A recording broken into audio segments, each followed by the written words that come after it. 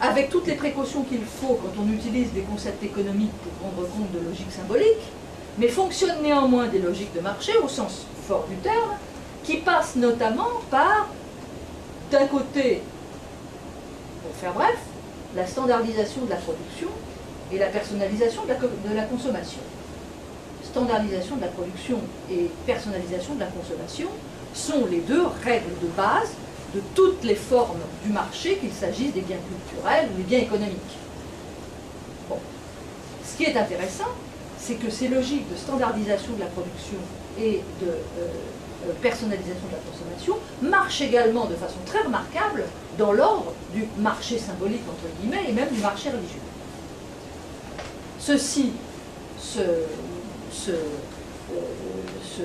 repérant d'une façon, si vous voulez, assez lisible dans un certain nombre de phénomènes qui sont très, très caractéristiques de la scène religieuse contemporaine et qui caractérisent par exemple aussi bien ce qu'on appelle les nouvelles communautés chrétiennes ou les nouveaux mouvements chrétiens que les nouveaux mouvements musulmans. D'un côté, la réduction du message à une série de formules relativement balisées, standardisation du produit.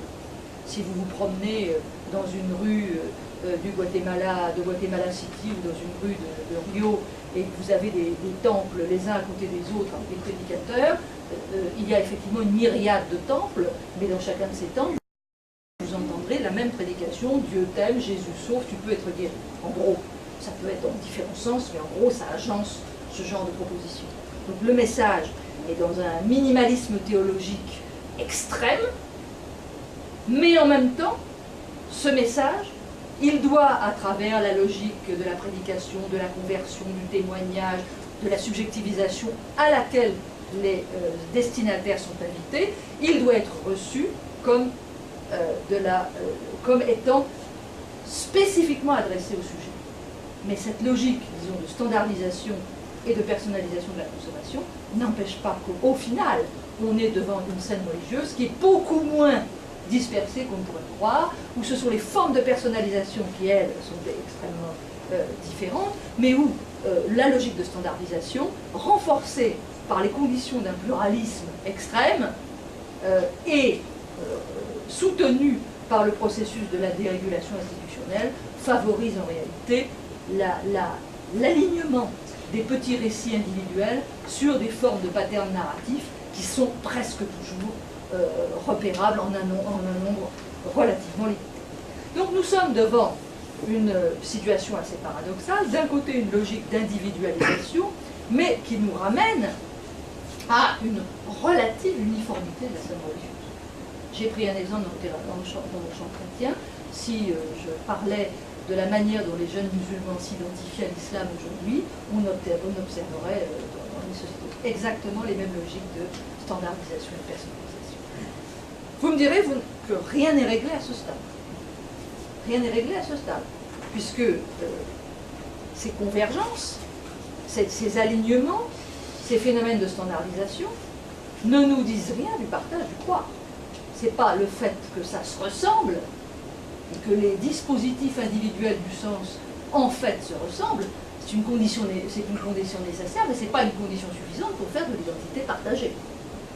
On est encore devant des phénomènes de convergence qui n'impliquent pas pour autant le partage du croire. Alors, comment expliquer, alors même qu'on est devant ces phénomènes, non pas d'atomisation, mais d'individualisation à l'intérieur de patterns narratifs relativement standardisés, comment se fait-il qu'on puisse néanmoins observer que la question du partage religieux du croire n'est pas pour autant une question caduque? Première remarque, l'exigence du partage religieux du croire est liée à la nature du récit de sens lui-même. Ce qui me paraît une proposition qui mérite d'être un peu déployée, mais qui est tout à fait fondamentale. Dès lors que ce petit récit est un récit organisé dans une forme religieuse, c'est-à-dire ayant pour fonction d'offrir à l'individu une représentation de sa propre continuité, ce qui est absolument décisif dans la construction d'un récit religieux du sens. Cette représentation de la continuité, qui trouve dans la modalité religieuse de la construction d'une identité une réponse particulièrement puissante, puisque elle offre à cette représentation individuelle de la continuité le support de la grande continuité d'une lignée croyante. Ce qui caractérise en propre le religieux, c'est précisément le fait qu'il inscrit la demande de continuité formulée par l'individu dans la grande continuité d'une lignée croyante dans laquelle quelque chose se dit d'un passé, d'un présent et d'un futur. On peut comprendre que cette inscription, qui est donc la réponse religieuse à la question de l'identité d'une manière spécifique, implique nécessairement qu'à un moment donné, l'individu puisse trouver la confirmation que son petit récit croyant s'inscrit bien en effet dans le dispositif de représentation de la continuité offert par une grande tradition. Même si cette référence est complètement inventée, même si le processus est extraordinairement fictif, il reste qu'il est nécessaire pour que l'individu puisse au fond accrocher son petit système de sens à l'idée d'une continuité garantie plus forte. Donc autrement dit, la requête de validation reste, dans le cas de la construction des récits croyants aussi individualisés soient-ils, impératif. Il se trouve que ce qu'on appelle dérégulation du pouvoir n'est pas la fin de la validation. Ce qu'on appelle dérégulation du pouvoir, c'est le fait que les dispositifs institutionnels de la validation, eux, sont de plus en plus défaillants. C'est-à-dire la capacité des grandes institutions du croire de dire voilà, le croire est vrai. Ça oui, certainement, ça connaît un affaissement de l'efficacité. Mais par contre, le besoin de validation demeure entier. Simplement, ce besoin de validation va passer par d'autres voies. Il va passer par d'autres voies que la validation institutionnelle. Par quelle voie? La première voie, la plus conforme aux caractéristiques de la modernité psychologique contemporaine, c'est la voie de la validation mutuelle, la voie de l'intersubjectivité, la voie du groupe la voie du petit groupe d'affinités dans lequel on échange ses expériences, dans lesquelles on se dit oui, je te comprends, oui, j'ai la même expérience que toi. Il faut, je répète, que cette expérience est aussi.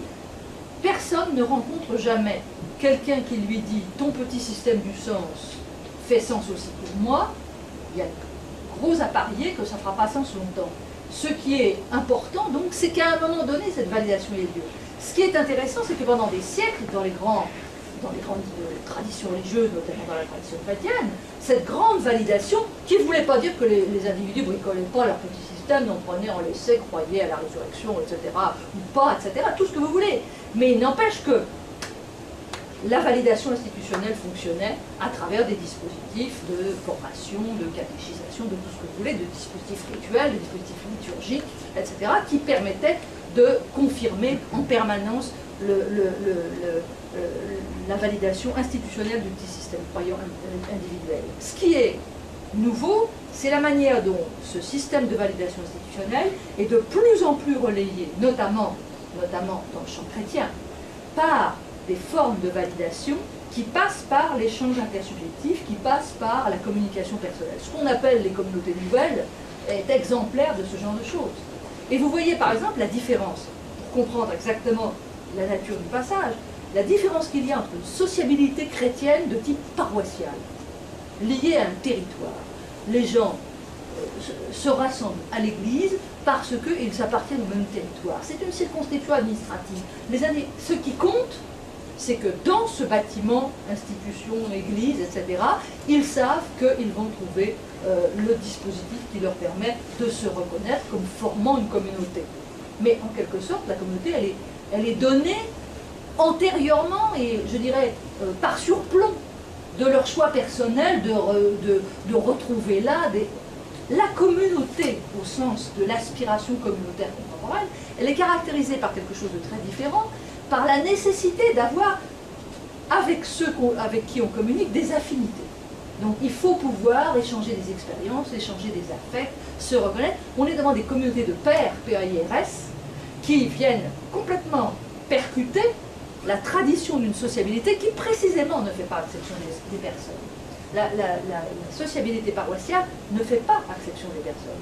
La sociabilité mutuelle, cette validation mutuelle qui se joue dans les petites communautés, précisément, elle est entièrement engagée sur la qualité des liens que les individus entretiennent les uns avec les autres et qui les autorise à assurer mutuellement la reconnaissance subjective du petit système produit par l'autre. Ce système de la validation mutuelle devient envahissant dans les sociétés contemporaines.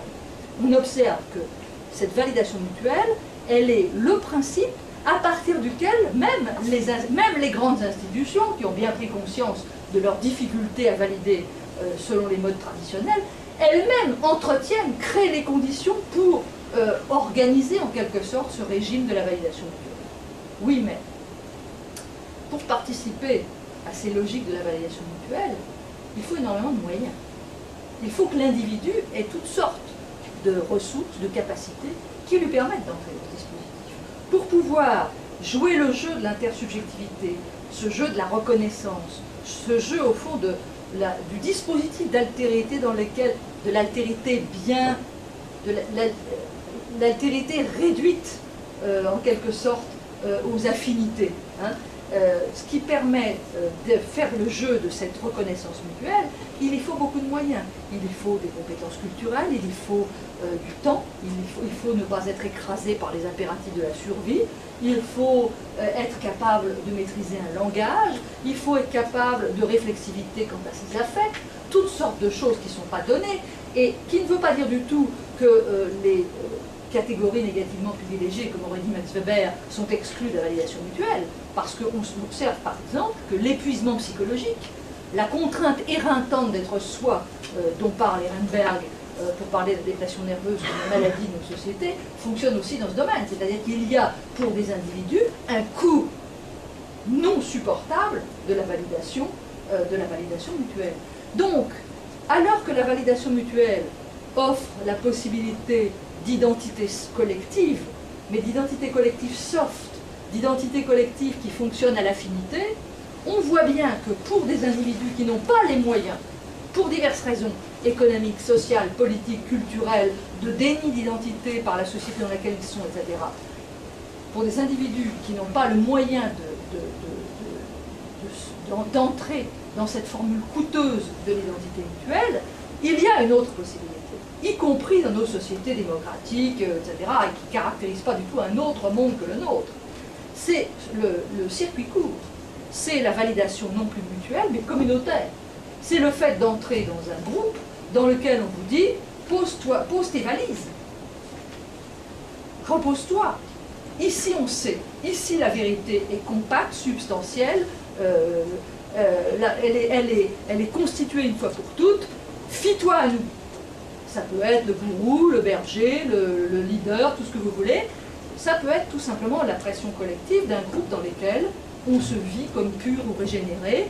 C'est tous les groupes dans lesquels on offre en quelque sorte un code de sens clé en main au moment précis où l'individu ne peut plus assumer la charge de la construction de son identité personnelle. Et là, on voit bien que se constitue, à côté en face de ces identités soft, qui sont apparemment caractéristiques de la modernité religieuse avancée, se constitue au sein même de cette modernité la possibilité de voir se constituer des identités hardes, des identités dures, compactes, substantielles, opposables surtout à l'extérieur, à l'intérieur desquelles le petit discours individuel du sens est globalement validé.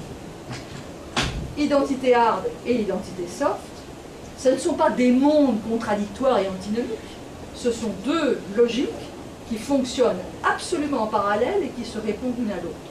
Plus il y a d'identité soft, plus du même coup fonctionne le recours possible à l'identité hard.